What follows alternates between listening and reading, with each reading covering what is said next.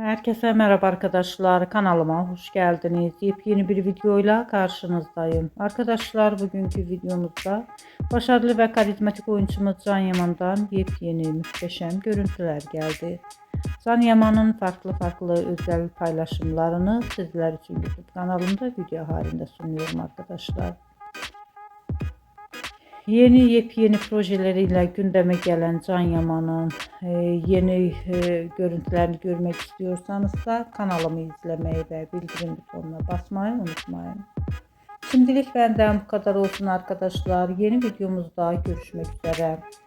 Hoşça kalın, sağlıklı kalın. Umarım videomu sona kadar izleyeceksiniz ve beğeneceksiniz. İyi seyirler arkadaşlar. Yepyeni videolarımla sizlerle olacağım. Hoşça kalın.